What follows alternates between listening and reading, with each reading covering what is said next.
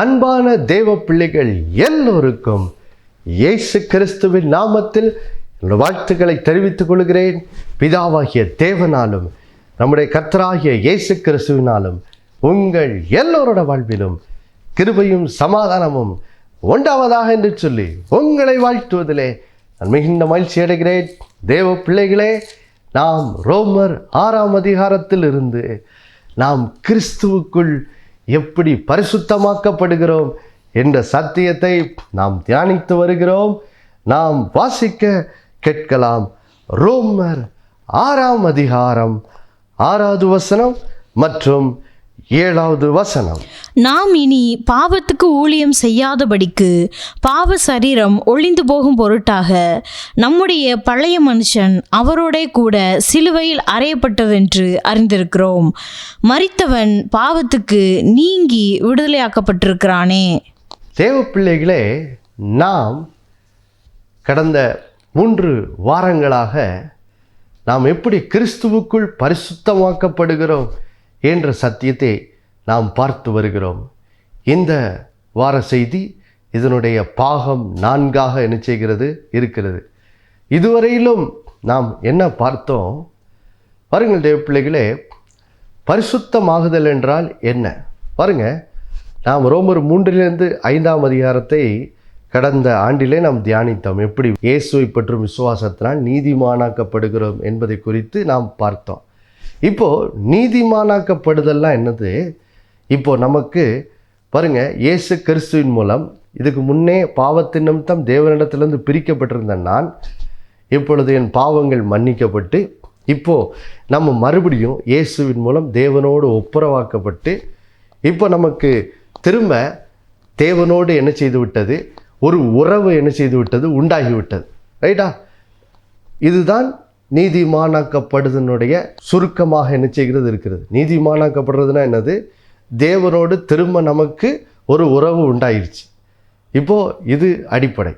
இப்போ தேவனோடு நமக்கு உறவு உண்டாயிருச்சு அப்படின்னு நம்ம சொல்கிற நாம் இப்போ அதை என்ன செய்யணும்? சும்மா நான் ஆண்டோட பிள்ளைன்னு மட்டும் சொல்லிகிட்டு இருக்க முடியாது. அதை நடக்கையிலே என்ன செய்யணும்? வெளிப்படுத்தணும். அதுதான் உண்மையான ரட்சிப்பின் வாழ்க்கை. நான் ரட்சிக்கப்பட்டிருக்கேன்னு சொல்லிட்டு என்னுடைய நடக்கையில் உலக ஆசை இச்சைகளுக்கு அடிமையாக நடந்து கொண்டிருந்தேன்னா, கோபத்துக்கும் எரிச்சலுக்கும் பகைக்கும் நான் அடிமையாக நடந்துகிட்டு இருந்தேன்னா, அப்போது நம்ம உண்மையாக ரட்சிக்கப்பட்டிருக்கோமான்னு என்ன செய்யுது? சந்தேகம் வருது. ஏன்னா உண்மையாக ரட்சிக்கப்பட்டிருந்தா அது நம்முடைய நடக்கையில் என்ன செய்யும்? வெளிப்படும். அப்போது அதை பற்றி தான் இங்கே ரோமர் 6ல் என்ன செய்கிறோம் பார்க்குறோம். இப்போது தேவனுடைய பிள்ளையாக மாறியாச்சு.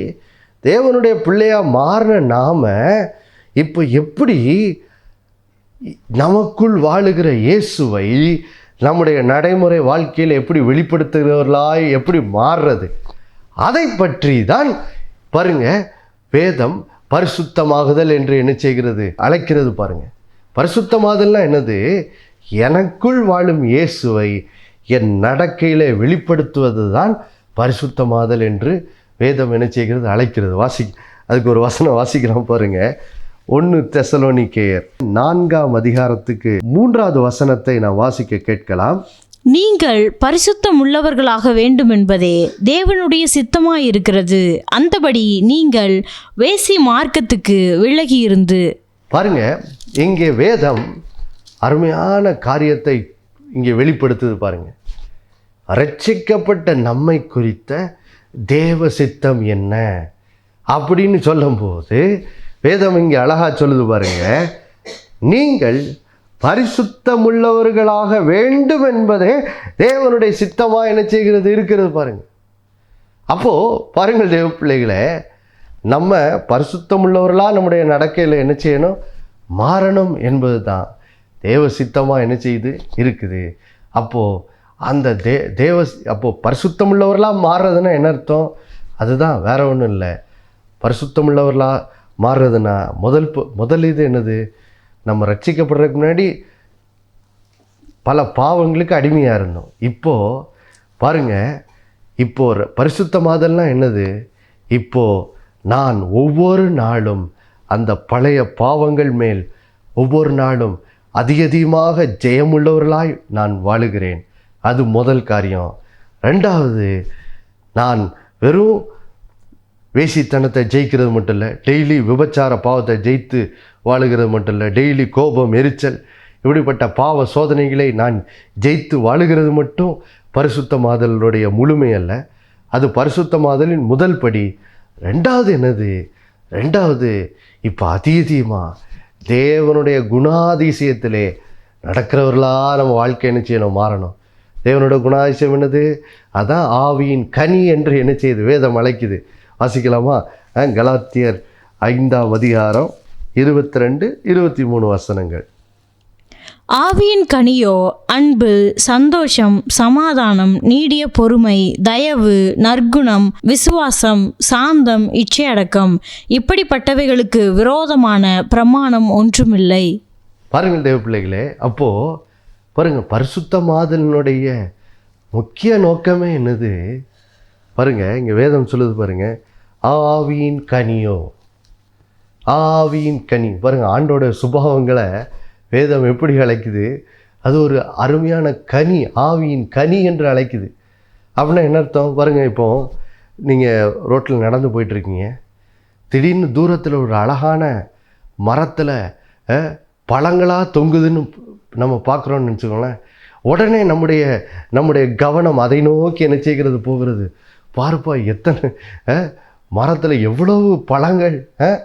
அப்போ யோசித்து பாருங்கள், எந்த மரம் கனி கொடுக்குதோ அது என்ன பண்ணுது? எல்லாருடைய கவனத்தையும் நினச்சிக்கிறது, இருக்கிறது.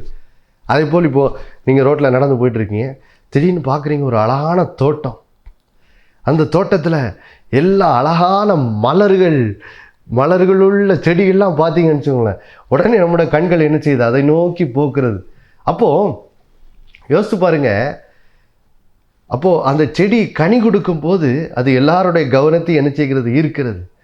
அப்போது இதை தான் வேதம் சொல்லுது பாருங்கள். ஆவியின் கனினா என்னது? இதை ஆவியின் கனிகள் அப்படின்னு சொல்லலை, கனி.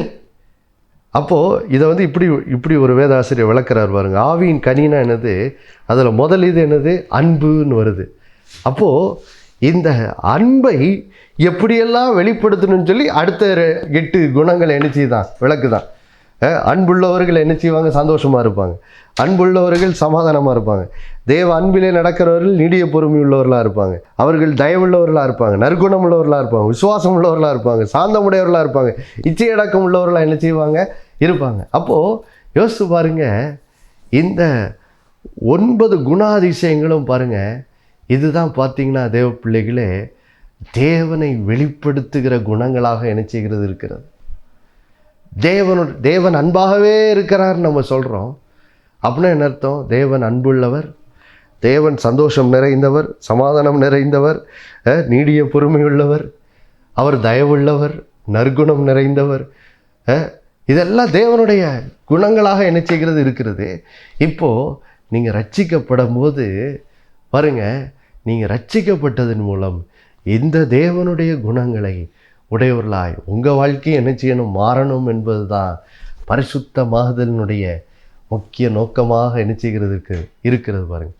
அப்போ நீங்கள் இந்த ஆவியின் கனியாகிய இந்த அன்பு, அதுக்கப்புறம் இந்த அன்பை வெளிப்படுத்துகிற சந்தோஷம், சமாதானம், பாருங்கள், நீடிய பொறுமை, தயவு, நற்குணம், அந்த குணங்கள்லாம் நிறைந்தவர்களாக நீங்கள் நடக்கும்போது என்னாகும்? பாருங்கள், உங்களை சுற்றி உள்ளவர்கள் உங்களை என்ன செய்வாங்க? அடையாளம் கண்டுகொள்வாங்க. என்ன கண்டுகொள்வாங்க? இவன் இயேசுவனுடைய சீடன் தான். அதனால தான் என் வாழ்க்கையை பார்க்க எல்லாம் இயேசுவனோட குணம் அப்படியே என்ன செய்து இருக்குன்னு சொல்லி பாருங்கள், நம்முடைய வாழ்க்கையின் கனியை பார்த்து அவர்கள் நம்ம என்ன செய்வார்கள்? ரட்சிக்கப்பட்டவர்கள் என்று என்ன செய்வார்கள்? அடையாளம் கண்டுகொள்வார்கள் பாருங்கள். அப்போது இதுதான் பரிசுத்தமாகுதலினுடைய நோக்கமாக என்ன செய்து இருக்குது. அப்போது பாருங்கள் தேவ பிள்ளைகளே, கடந்த வாரத்தில் இந்த பரிசுத்தமாகுதல் எந்த சத்தியத்தின் மேல் அஸ்திபாரமாக நிற்குதுன்னு சொல்லி பார்த்தோம். ரோமர் 6:3-4 வசனத்திலிருந்து இந்த பரிசுத்தமாகுதல் என்ற இந்த சத்தியம் எந்த அஸ்திபாரத்தின் மேல் நிற்குது? இப்போது பாருங்கள், நாம் ரட்சிக்கப்பட்ட போது நமக்குள்ள ஒரு பெரிய ஆவிக்குரிய அற்புதம் நடந்துச்சு. என்ன அற்புதம்? பரிசுத்த ஆவியானவர் மூலம் நம்ம கிறிஸ்துவுக்குள்ளாக என்ன செய்யப்படுறோம்? ஞானஸ்நானம் பண்ணப்படுகிறதின் மூலம் இப்போ கிறிஸ்துவோடு நம்ம என்ன செய்கிறோம், ஆவிக்குரிய ரீதியில் ஒன்றாக்கப்பட்டு இப்போது பாருங்க, கிறிஸ்துவுக்குள் நாம் இப்பொழுது ஆவிக்குரிய ரீதியிலே அவரோடு ஒரு நமக்கு ஒரு இணைப்பு, ஒரு உறவு உண்டாகிறதன் மூலம் பாருங்க, கிறிஸ்துவனுடைய அந்த சிலுவை பாடு, மரணம், உயிர்த்தெழுதலில் நாம் பங்கெடுத்து, வேதம் பாருங்க அதை தான் அங்கே சொல்லுது, நாம் கிறிஸ்துவுடனே கூட மரித்தோம், அவருடனே கூட அடக்கம் பண்ணப்பட்டோம். அது மட்டும் இல்லை பாருங்க, இயேசுவை தேவன் மரித்தோர்ந்து எழுப்பின போது அந்த தேவனுடைய செயலின் மேல் விசுவாசம் நாம் வைத்தபோது நாமும் அவரோடே கூட எழுப்பப்பட்டு இதன் மூலம் நாம் இப்பொழுது கிறிஸ்துவுக்குள் ஒரு புது சிருஷ்டியா, இயேசு கிறிஸ்துவனுடைய சாயல் கொண்ட ஒரு புது மனுஷனா நம்ம என்ன செய்யிட்டோம், மாறிவிட்டோம் என்று சொல்லி வேதம் என்ன செய்கிறது பாருங்க. இங்கே நமக்கு என்ன செய்கிறது, இந்த அற்புதமான சத்தியத்தை வேதம் நமக்கு என்ன செய்கிறது, கற்பிக்கிறது பாருங்க. இந்த சத்தியம்தான் பரிசுத்தமாதலுக்கு அஸ்திபாரமாக என்ன செய்து இருக்குது. ஆண்டவர் சும்மா நீ பரிசுத்தமாறு அப்படின்னு சொல்லலை, பரிசுத்தமாக அப்படின்னு சொல்லலை. இல்லை, நம்மளை கிறிஸ்துவுக்குள்ளே வச்சு இப்போது ஏசப்பா சுபாவத்தையே நமக்கு என்ன செய்யிட்டார், கொடுத்துட்டதுனால தான் அவர் சொல்கிறாரு, என் மகனே, என் மகளே, உனக்குள்ளே இயேசுவின் சுபாவம் தான்ப்பா இருக்குது, உனக்குள்ளே பிசாசின் பாவ சுபாவம் என்னது இல்லை. அதனால தான் நீ என்ன பண்ணு, பாவத்துக்கு விலகி ஓடி நீ என்ன பண்ண, ஆவியின் கனியாகிய அந்த குணங்கள், அன்பு, சந்தோஷம், சமாதானம், நீடிய பொறுமை, தயவு, நற்குணம், அந்த குணங்கள் கொண்டவனா நீ நடனு வேதம் நமக்கு என்ன செய்கிறது, கற்பிக்கிறது பாருங்க. அப்போது பாருங்கள் தேவ பிள்ளைகளே, இப்பொழுது நாம் கிறிஸ்துவுக்குள்ள என்ன செய்யிட்டோம், புது சிருஷ்டியாக என்ன செய்யிட்டோம், மாறிட்டோம் பாருங்க. அதை உறுதிப்படுத்துறதுக்கு 2 வசனத்தை நம்ம வாசிக்கலாம் பாருங்க. எபேசியர் 4ஆம் அதிகாரத்துக்கு போவோம். 22 24 வரைக்கும் வாசிக்க கேட்போம் பாருங்க. அந்தபடி முந்தின நடக்கைக்குரிய மோசம் போக்கும் இச்சைகளினாலே கெட்டுப்போகிற பழைய மனுஷனை நீங்கள் களைந்து போட்டு உங்கள் உள்ளத்திலே புதிதான ஆவி உள்ளவர்களாகி மெய்யான நீதியிலும் பரிசுத்தத்திலும் தேவனுடைய சாயலாக சிருஷ்டிக்கப்பட்ட புதிய மனுஷனை தரித்து கொள்ளுங்கள். பாருங்கள் தேவ பிள்ளைகளே, இங்கே நம்ம இப்போ தான் பார்த்தோம், நாம் பரிசுத்தமாகுதல் என்ற சத்தியம் எந்த அஸ்திபாரத்தின் மேலே நிற்குது, நாம் இப்போ கிறிஸ்துவுக்குள் இருக்கிறோம். கிறிஸ்துவுக்குள் இருக்கிற மூலம் அவருடைய சிலுவை, அந்த மரணம், அடக்கம் பண்ணப்படுதல், உயிர்த்தெழுதல் நம்ம இணைக்கப்பட்டு இப்போது நம்ம பழைய பாவ மனுஷனுக்கு என்ன செய்கிறோம், மரித்து இப்போ நம்ம கிறிஸ்துவோடு கூட நம்ம எழுப்பப்பட்டதன் மூலம் இப்போ புது மனுஷனாக என்ன செய்யிட்டோம், மாறிட்டோம். இந்த சத்தியம்தான் பரிசுத்தமானதுக்கு அஸ்திபாரம்னு சொன்னோம். அப்போது பாருங்கள், அதை உறுதிப்படுத்துறதுக்காக தான் இந்த வசனத்தையும் வாசித்தோம் பாருங்கள். இங்கே ரோமர் 4 பவுல் எப்படி தேவனால் ரட்சிக்கப்பட்ட ஜனங்கள், இயேசுவை ஏற்றுக்கொண்ட ஜனங்கள் தங்களுடைய நடக்கையில் எப்படி அவங்க தேவனுடைய சுபாவம் கொண்டவர்களாக எப்படி வாழணும், எப்படி பழைய மனுஷனின் சுபாவத்திற்கு அவங்க அடிமைப்பட்டிருக்கக்கூடாது அப்படின்னு சொல்லி நடைமுறை வாழ்க்கையில் அவங்க எப்படி நடக்கணும்னு சொல்லி பவுல் பாருங்க, அவர் ஜனங்களுக்கு இங்கே இந்த எபேசு சபை ஜனங்களுக்கு போதிக்கும் போது அவர் என்ன செய்கிறாரு, நீங்கள் பொய்யை பேசாமல் ஒருவருக்கொருவர் உண்மையே என்ன செய்யுங்க, பேசுங்க.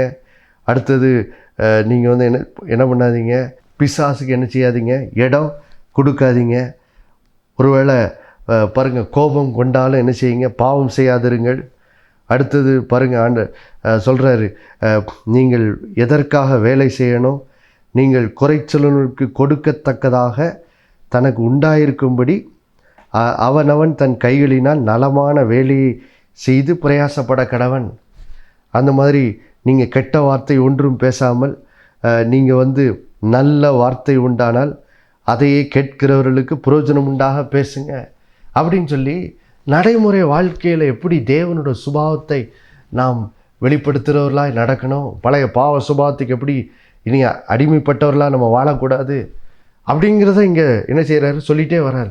அதை சொல்கிறதுக்கு முன்னாடி பவுல் பாருங்க, இந்த நடக்கையில் ஒரு மாற்றம் உண்டாக வேண்டும் அல்லவா, அந்த மாற்றத்துக்கு காரணம் என்னன்னு சொல்லும்போது சொல்கிறாரு பாருங்கள், என்ன சொல்கிறாரு, 22வது வசனத்தில் சொல்கிறாரு பாருங்கள், உங்களுடைய முந்தின நடக்கக்கூடிய மோசம் போக்கும் இச்சைகளாலே கெட்டு போகிற பழைய மனுஷனை நீங்கள் என்ன செய்யுங்க, களைந்து போடுங்க அப்படிங்கிறார்.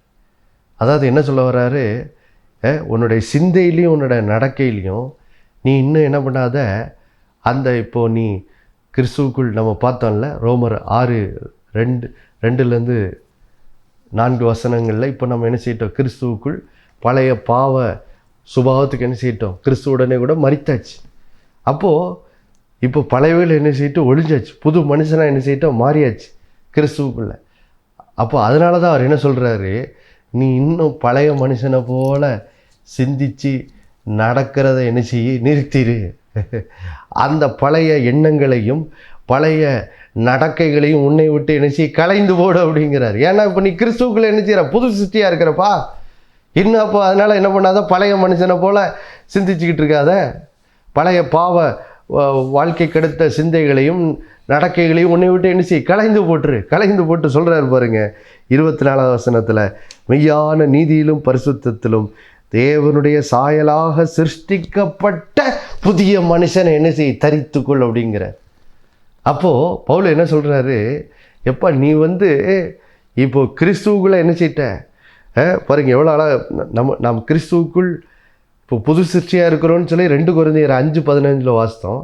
அந்த புது சிருஷ்டி என்ன சாயலில், அந்த எந்த சாயலில் இருக்கிற மனுஷன் அப்படிங்கிறத இங்கே சொல்லும்போது சொல்கிறாரு, மெய்யான நீதியிலும் பரிசுத்தத்திலும் தேவனுடைய சாயலாக சிருஷ்டிக்கப்பட்ட புதிய மனுஷன். அப்போ பாருங்கள், நம்ம கிறிஸ்துவுக்குள் இப்போ புது மனுஷனாக இருக்கிறோமே, ஆண்டோட உயிர்த்தெழுதலின் சாயலில் இணைக்கப்பட்டதன் மூலம். அப்போது அந்த உயிர்த்தெழுதல் சாயல், கிறிஸ்துவுக்குள் இருக்கிற அந்த புது மனுஷனின் சாயல் எப்படிப்பட்ட சாயல், அது தேவனுடைய சாயல். அதனால் அந்த தேவ சாயலில் தேவனுடைய குணம் என்ன செய்கிறது, இருக்கிறது. தேவனுடைய மெய்யான நீதி பரிசுத்த குணம் இப்போ நமக்குள்ளே என்ன செய்கிறது, இருக்கிறது. அதனால தான் அவர் என்ன சொல்கிறாரு, நீ தேவ சாயலில் என்ன செய்ய, நடந்து கொள். நீ முந்தி மாதிரி என்ன பண்ணிக்கிட்டு இருக்காத, கோவப்பட்டு பாவம் செஞ்சுக்கிட்டு இருக்காத, அந்த வாழ்க்கையை என்ன செய்யுது, நிறுத்திடு. அடுத்தது, முந்தி எப்போ பார்த்தாலும் வாயில் தாறுமாறான கெட்ட வார்த்தையெல்லாம் பேசிட்டு அலைஞ்ச, இப்போ என்ன செய்யாத, அதெல்லாம் பேசாத. இப்போ நீ என்ன பண்ணு, பக்தி விருத்திக்கு பிறருக்கு பக்தி விருத்தி உண்டாகத்தக்கதாக, பிறருக்கு புரோஜனம் உண்டாக நல்ல வார்த்தைகளை என்ன செய்ய, பேசு. புரோஜனமான விதத்தில் பேசுகிறவனா மாறு அப்படின்னு என்ன செய்கிறாரு பவுல். இங்கே என்ன செய்கிறார், கீழே ரோமர் 4:26-31 வசனங்கள் அங்கே போதிக்கும் போது பல காரியங்களை சொல்கிறாரு. ஆனால் அதுக்கு அஸ்திபாரம் என்ன தான், எபேசியர் 4:22-24 வசனம் தான் பாருங்கள். அப்போது எபேசியர் 4:26-26-31 சொல்கிற பல நடக்கையில் நாம் தேவ சாயலை வெளிப்படுத்தணும்னு சொல்கிற அந்த கட்டளைகளுக்கு அஸ்திபாரம் என்னது, பவுல் சொல்கிறாரு, நீ இப்போ புது மனுஷனாக என்ன செய்யிட்ட, மாறிட்ட. இப்போ அந்த புது மனுஷனை உன்னோட எண்ணங்கள்லையும் செயல்லையும் என்ன செய்ய, தரித்து கொண்டு அதில் நடக்கிறவனா நீ என்ன செய்ய, மாறுன்னு என்ன செய்கிறாரு சொல்கிறாரு பாருங்கள். ஏன் இனி கெட்ட வார்த்தை பேசாத, ஏன்னா நீ கிறிஸ்துவுக்குள் தேவ சாயலாக இருக்கிற. தேவ சாயல் நிறைந்த மனுஷன் இனி என்ன செய்யக்கூடாது, பாவத்துக்கு அடிமைப்பட்டவன் மாதிரி பேசக்கூடாது. இனி நீங்கள் தேவ சாயலில் என்ன செய்யணும், பேசணும். இயேசுவை போல பேசுகிறவர்களாக என்ன செய்யணும், மாறணும். அந்த மாதிரி பாருங்கள், எபேசியர் 4:28 சொல்கிறாரு, திருடுகிறவன் இனி திருடாமல் குறைச்சொல்லுன்னு கொடுக்கத்தக்கதாக தனக்கு உண்டாயிருக்கும்படி தன் கைகளினால் நலமான வேலை செய்து பிரயாசப்பட கடவன் சொல்கிறார். ஏன் அதை சொல்கிறாரு, ஏன்னா பழைய பாவ மனுஷன் பாவத்துக்கு அடிமையாக இருந்தபோது பாருங்கள், நம்ம இழிவான ஆதாயத்தை தேடுறதுக்காக நம்முடைய வேலையில் பாருங்கள் குறுக்கு வழியில் சம்பாதிக்கிறவர்களெல்லாம் என்ன செய்தோம், இருந்தோம். அதன் மூலம் பாருங்கள் நாம் திருடுகிறவர்களாக இருந்தோம். அப்போ அதான் அவர் சொல்கிறார், இனி அப்படி என்ன செய்யாத, இராத. இனி நீ என்ன பண்ணு, பிறருக்கு ஆசீர்வாதமாக இருக்கும்படியாக, பிறருக்கு நன்மை செய்கிறவனாக இருக்கும்படியாக இப்போ என்ன பண்ணு, நலமான விதத்தில் வேலை செய்து என்ன செய்ய, பிரயாசப்படு. அதாவது நீ என்ன பண்ணு, உன்னுடைய தேவ சாயலில் என்ன செய், உன்னுடைய வேலையில் நட அப்படின்னு சொல்கிறார். தேவ சாயலில் நட அப்படின்னு சொல்கிறார் பாருங்க. அப்போது பாருங்கள் தேவ பிள்ளைகளே, இதுதான் பாருங்கள் பரிசுத்த நடக்கைக்கு அஸ்திபாரமாக என்ன செய்கிறது இருக்கிறது. என்ன அஸ்திபாரம்? இப்போ பழைய மனுஷன் என்ன செய்தான்? ஒளிந்து போனான். இப்பொழுது நாம் மெய்யான நீதியிலும் பரிசுத்தத்திலும் தேவனுடைய சாயலாக புது மனுஷனாக என்ன செய்யப்பட்டிருக்கிறோம்? மாற்றப்பட்டிருக்கிறோம். புது மனுஷனாக என்ன செய்யப்பட்டிருக்கிறோம்? மாற்றப்பட்டிருக்கிறோம். இதை உறுதிப்படுத்துறதுக்கு இன்னொரு வசனமும் நான் வாசித்து பாருங்க, இந்த நிகழ்ச்சியை முடிப்போம். பாருங்க, கொலோசியர் 3ஆம் அதிகாரத்துக்கு செல்வோம். பாருங்க, 9 மற்றும் 10 வசனங்களை நாம் வாசிக்கலாம். ஒருவருக்கொருவர் பொய் சொல்லாதிருங்கள். பழைய மனுஷனையும் அவன் செய்கைகளையும் களைந்து போட்டு தன்னை சிருஷ்டித்தவருடைய சாயலுக்கொப்பாய் பூர்ண அறிவடையும்படி புதிதாக்கப்பட்ட புதிய மனுஷனை தரித்து கொண்டிருக்கிறீர்களே. பாருங்க, இந்த கொலோசியர் 3ஆம் அதிகாரத்திலையும் பவுல் எப்படி நடைமுறை வாழ்க்கையில் நம்ம எப்படி பரிசுத்த வாழ்க்கையை வாழ்கிறது அப்படிங்கிறது குறித்து முழுவதும் என்ன செய்கிறார்? பேசிட்டு வரும்போது பாருங்க, அந்த சத்தியத்துக்கு அடிப்படை அஸ்திபாரம் என்ன? மறுபடியும் அதே அஸ்திபாரம் தான். நாம் கிறிஸ்துவுக்குள்ள என்ன செய்கிறோம்? புது சிருஷ்டியாக என்ன செய்கிறோம்? இருக்கிறோம். பழையவர்கள் ஒளிந்து போயின, எல்லாம் என்னது? புதிதாயின. அந்த சத்தியத்தை தான் இங்கேயும் என்ன செய்கிறார்? கொண்டு வரார். பாருங்க, அதான் 9ஆவது வசனத்தில் சொல்கிறார். என்ன சொல்கிறாரு? பழைய மனுஷனையும் அவன் செய்கைகளையும் நீங்கள் என்ன செய்யிட்டீங்க? இப்போ களைந்து போட்டீங்க. அதனால தான் அவர் சொல்கிறார், ஒருவருக்கொருவர் என்ன செய்யுங்க? பொய் சொல்லாதிருங்கள். ஏன்? பழைய மனுஷன் பழைய பாவ சுபாவம் எப்படிப்பட்ட பழைய பாவ சுபாவத்துக்கு நம்ம அடிமைப்பட்டிருந்த போது நம்ம பொய்யை பேசி இப்படி பாருங்கள் பல பாவங்களுக்கு என்ன செய்து அடிமைப்பட்டு கிடந்தோம். ஆனால் இப்போ கிறிஸ்துவுக்குள் புது சிருஷ்டிகளாக என்ன செய்யிட்டோம்? மாறிட்டதுனால தான் அவர் சொல்கிறாரு, நீ பழைய மனுஷனே அவனுடைய செய்களை என்ன செய்தாச்சு? களைந்து போட்டாச்சு. களைந்து போட்டதுக்கப்புறம் நீ அந்த பழைய மனுஷனுக்குரிய அந்த நடக்கையை என்ன செய்யாத? திரும்ப உன் வாழ்க்கையில் கொண்டு வராதன்னு சொல்லிட்டு அடுத்து சொல்கிறாரு. பாருங்க, பழைய மனுஷனை களைந்து போட்டது மட்டும் இல்லை, இன்னொரு காரியத்தை நம்ம செய்திருக்கிறோமா? என்னதான்? பாருங்க, தன்னை சிருஷ்டித்தவருடைய சாயலுக்கொப்பாய் பூர்ண அறிவடையும்படி புதிதாக்கப்பட்ட புதிய மனுஷன் நம்ம என்ன செய்திருக்கிறோமா? தரித்து கொண்டிருக்கிறோம். அப்போ பாருங்கள் தேவ பிள்ளைகளே, கிறிஸ்துவுக்குள் இருக்கிறதின் மூலம் நாம் தேவ சாயலாக புதிதாக்கப்பட்ட புதிய மனுஷனாய் இப்பொழுது நம்ம என்ன செய்து விட்டோம்? மாறிவிட்டோம். மாறினதுனால தான் சொல்கிறாரு, இப்போ நீ என்ன செய்ய? பரிசுத்தமாக நட.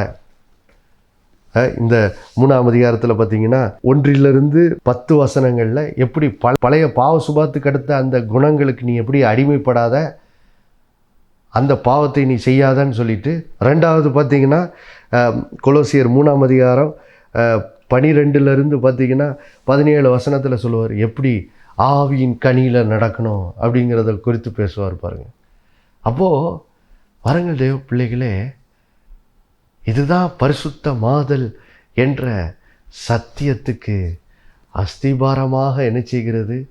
இருக்கிறது. பாருங்க, என்ன அஸ்திபாரம்?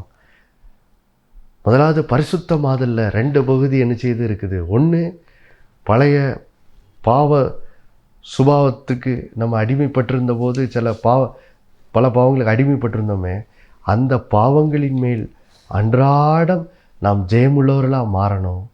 அடுத்தது 2வது, நாம் ஆவியின் கனியாகிய தேவனுடைய குணத்தை உடையவர்களாய் நம்ம வாழ்க்கையில் என்ன செய்யணும்? நடக்கணும். அவருடைய அன்பின் குணத்தை நம்முடைய நடக்கையில் என்ன செய்யணும்? வெளிப்படுத்தலாம், நடக்கணும். இதுதான் பரிசுத்த மாதல்னு பார்த்தோம். ஆனால் இந்த பரிசுத்த மாதலுக்கு அஸ்திபாரம் எங்கே இருக்குது? இதில் தான் இருக்குது. நாம் இப்பொழுது பழைய மனுஷனையும் அவனுடைய செய்கைகளையும் கிறிஸ்துவுக்குள் களைந்து போட்டாச்சு. இப்போ நம்ம கிறிஸ்துவுக்குள் எப்படி இருக்கிறோம்? புது மனுஷனா, தேவ சாயல்ல ஒரு புது மனுஷனாக இருக்கிறோம். ஆதலால் இனி ஆவியின் கனியாகிய அந்த தேவனுடைய 9 குணங்களையும் உடையவர்களாய் நாம் வாழும்படி, அந்த குணத்தை நம்முடைய நடக்கையில் வெளிப்படுத்துவர்களாய் நடக்கும்படி கர்த்தர் நம்ம என்ன செய்கிறார்? அழைக்கிறார். தொடர்ந்து நாம் இந்த சத்தியத்தை அடுத்த வாரம் தொடர போகிறோம். இன்றைக்கு நாம் கேட்ட இந்த வார்த்தையின்படி நாம் நடப்பதற்கு ஜெபிக்கலாமா? அன்புள்ள பரலோக பிதாவே, ஆண்டவராகிய இயேசுவின் மூலமாய் நம்முடைய சமூகத்தில் வருகிறப்பா, இந்த நல்ல நாளிலே உமக்கு நன்றி செலுத்துகிறோம். ஆண்டவரை, நாங்கள் இன்னைக்கு தெளிவாக புரிந்து கொண்டோம் அப்பா. பரிசுத்தமாகுதல்னா என்னது? அதனுடைய அஸ்திபாரம் என்ன என்பதை தெளிவாக புரிந்து கொண்டோம். ஒன்று, அன்றாட வாழ்க்கையிலே பழைய பாவ சுபாவத்துக்கு அடிமைப்பட்டிருந்த போது நாங்கள் அடிமைப்பட்டிருந்த அந்த பல பாவங்கள் மேல் டெய்லி நாங்கள் ஜெயம் கொண்டவர்களாக வாழணும். அடுத்தது, அதிகமாய் ஆவியின் கனியாகிய தேவ அன்பின் சுபாவங்களில் இந்த 9 சுபாவங்களை நடக்கிறதெல்லாம் நாங்கள் அதிகமாக மாறணும் ஆண்டவரே. அதுதான் எங்கள் வாழ்க்கையின் நோக்கம். ஆதலால் இந்த நோக்கத்திலே நடப்பதற்கு இந்த நாளில் இருந்து எங்களுடைய மனது புதிதாகட்டும்ப்பா. நாங்கள் பழைய மனுஷன் அல்ல, கிறிஸ்துவுக்குள் தேவ சாயலாய் புதிய மனுஷனாய் இருக்கிறோம் என்ற சத்தியம் உம்முடைய பிள்ளைகளுடைய இருதயத்துக்குள்ளே ஆழமாய் பதிந்து எந்த நாளிலிருந்து உம்முடைய பிள்ளைகள் ஆண்டவரே ஸ்தோத்திரம் தங்களுடைய நடைமுறை வாழ்க்கையிலே ஆண்டவரே ஸ்தோத்திரம் தேவ சாயலை வெளிப்படுத்துகிற நடக்கை கொண்டவர்களாய் இந்த பிள்ளைகள் ஒவ்வொருத்தரையும் அதீதமாய் மாற்றுங்க. அதற்காக பரிசுத்த ஆவியானவர்களை பலப்படுத்துங்க. ஒருவேளை பல முறை தவறி கீழே விழுந்தாலும், நீதிமான் 7 முறை விழுந்தாலும் எழுந்திருப்பான்னு சொன்ன வார்த்தையின்படி கீழே விழுந்தாலும் ஆண்டவரே தங்களுடைய பாவங்களை அறிக்கையிட்டு இயேசு இரத்தத்து மேல் விசுவாசம் வைத்து தொடர்ந்து ஆண்டவரே பரிசுத்த மாதல்லே உடைய பிள்ளைகள் ஒவ்வொரு நாளும் பெருகிக்கொண்டே செல்ல இந்த பிள்ளைகள் ஒவ்வொருத்தரையும் பலப்படுத்திடுங்க. யார் என்னென்ன ஆண்டவரே பல பாவங்களுக்கு ஒருவேளை அடிமைப்பட்டிருந்தா இந்த நாளிலே இந்த சத்தியத்தின் மூலம் உடைய பிள்ளைகள் பழைய பாவ அடிமைத்தனங்களிலிருந்து விடுதலை பெற்று புது மனுஷனாய் மாறட்டும் ஆண்டவரே. பல சாபங்களுக்கு அடிமைப்பட்டிருந்தா அந்த சாபங்கள்லேருந்து விடுதலையாக்கப்பட்டு எல்லாரும் கிறிஸ்துவுக்குள் புது மனுஷர்களாய் மாற்றப்படட்டும், ஆசீர்வதிக்கப்பட்டவர்களாய் மாறட்டும் ஆண்டவரே. கையின் பிரயாசங்களை ஆசீர்வதிங்க ஆண்டவரே. சரீரத்திலே நல்ல சுகம் ஆரோக்கியம் உண்டாகும்படியாக ஜெபிக்கிறோம். மனதிலே சமாதானம் ஆண்டவரே ஸ்தோத்திரம், சமாதானம் உண்டாகட்டும். இருதயம் கலங்காமலும் பயப்படாமலும் இருக்கட்டும் ஆண்டவரே. எல்லா பயத்திலிருந்தும் உடைய பிள்ளைகளுக்கு விடுதலை உண்டாகட்டும்.